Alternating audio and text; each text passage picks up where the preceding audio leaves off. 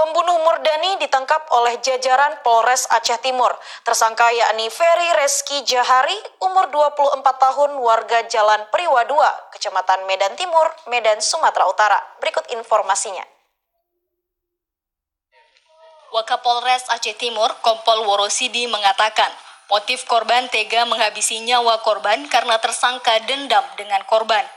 Berdasarkan keterangan tersangka, pada Minggu 16 Desember 2018 dini hari pukul 1 waktu Indonesia Barat, korban dengan tersangka sedang bermain HP dengan kondisi telungkup di barak karyawan PT Mapoli Raya. Karena tersangka masih dendam, saat itu muncul niat tersangka menghabisi nyawa korban. Seketika itu korban mengambil parang yang biasanya digunakan untuk bekerja yang tersimpan di barak, lalu tersangka langsung membacok pinggang korban. Setelah tak berdaya, tersangka kembali membacok leher bagian belakang hingga korban meninggal dunia di TKP. Jenazah korban juga telah dilakukan visum dengan hasil menyebutkan bahwa korban meninggal akibat terputusnya pembuluh darah besar di lehernya akibat bacokan tersangka.